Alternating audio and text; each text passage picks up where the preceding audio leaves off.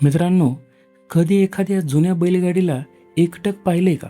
तिची चाकं थांबलेली असतात, लाकूड जुनं झालेलं असतं, पण ती दिसली की मन मात्र अचानक कित्येक वर्ष मागं जातं.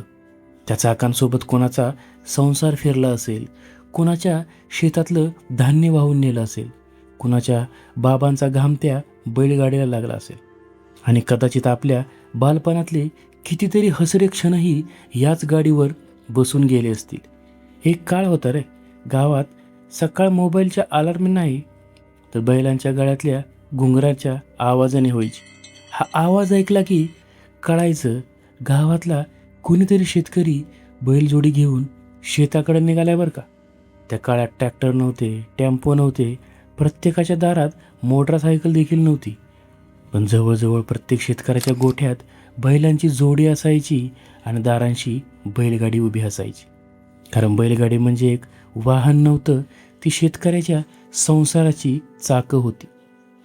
शेतातून ज्वारी बाजरीचं धान्य घरी आणायचं असो वा बाजारातील पोती न्यायची असतील, कडबा चारा आणायचा असेल, लाकडं आणायची असतील किंवा घरच्याबरोबर गावच्या जत्रेला जरी जायचं म्हणलं तर हीच बैलगाडी सगळ्यांची सोबती असायची. रस्ता कच्चा असायचा, ऊन कडक असायचं, पावसात चिखल व्हायचा, कधी चाकं रुतायची, पण बैल हळूहळू गाडी ओढत राहायची. वेग कमी होता, पण त्या गाडीवर एका शेतकऱ्याच्या पूर्ण संसाराची मेहनत बसलेली असायची. आणि त्या बैलांशी असलेलं नातं तर शब्दात सांगताच येत नाही रे. शेतकरी त्यांना नावाने हाक मारायचा. कोणता बैल शांत, कोणता ताकदवान, कोणता हट्टी, सगळं त्यांना माहिती असायचं. सकाळी स्वतःच्या घरात चूल पेटण्याआधी बैलांसाठी चारा पाणी तयार असायचं.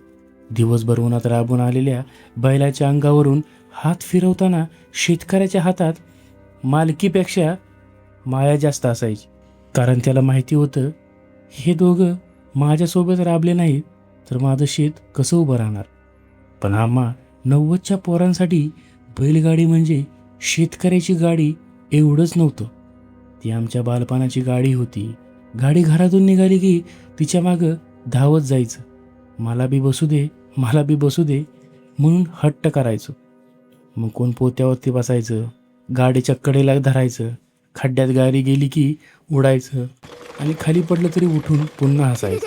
पावसाळ्यात चिखलातून जाणारी ही बैलगाडी, बैलांच्या गळ्यातील घुंगरं, लाकडी चाकांची घरघर आणि मित्रांची ती मस्ती आज आठवलं तरी मन पुन्हा त्या जुन्या गावच्या रस्त्यावर जाऊन उभं ठाकतं.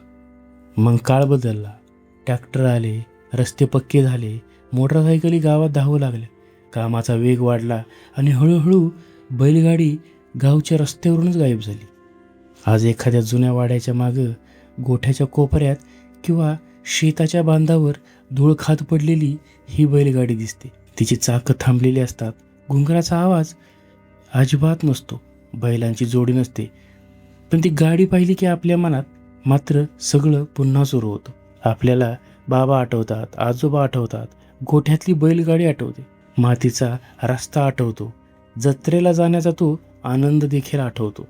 आणि सर्वात जास्त आठवतं ते म्हणजे आपण स्वतः तेव्हा अजून लहान होतो, मोकळे होतो आणि छोट्या छोट्या गोष्टींमध्येच जगभराचा आनंद शोधायचो. आजच्या मुलांना बैलगाडी कदाचित एक जुनी वस्तू वाटेल, पण आमच्यासाठी ती शेतकऱ्याच्या कष्टाची साथी होती, गावच्या जगण्याचा आधार होती आणि आपल्या 90च्या बालपणाची जिवंत आठवण होती. त्या लाकडी चाकाने फक्त धान्याची पोती वाहिली नाहीत, त्यांनी कित्येक संसाराची स्वप्न वाहिली, कित्येक शेतकऱ्यांना घाम व्हायला, आमच्यासारख्या पोरांचं बालपणही सोबतच वाहून नेलं. म्हणून पुढच्या वेळी गावाकडे जर अशी बैलगाडी दिसली ना, तिला फक्त जुनी गाडी म्हणून पाहू नको. 2 क्षण तिच्याजवळ थांब, तिच्या चाकांकडे बघ. कदाचित त्या चाकांमध्ये तुम्हाला तुमचे बाबा दिसतील, आजोबा दिसतील, तुमचं शेत शिवार दिसेल आणि त्या गाडीवर बसून खळखळून हसणारं तुमचं बालपण देखील दिसेल. गाव बदललं, रस्ते बदलले, काळ बदलला, बैलगाडी गेली, पण तिच्या चाकाने आपल्या मनात उमटवलेल्या आठवणी अजून देखील कायम आहेत. आणि खरं सांगायचं तर आपल्याला बैलगाडीची आठवण येत नाही रे, आपल्याला त्या बैलगाडीवर बसलेलं आपलं जुनं आयुष्य आठवतं. मित्रांनो, तुमच्या गावात अजूनही अशी बैलगाडी आहे का? आणि तुमच्या बाबा आजोबांनी बैलगाडी चालवली का? ते कमेंटमध्ये नक्की सांगा. आणि जर तुम्ही चॅनलवरती नवीन असाल तर चॅनलला सबस्क्राईब करायला विसरू नका. धन्यवाद.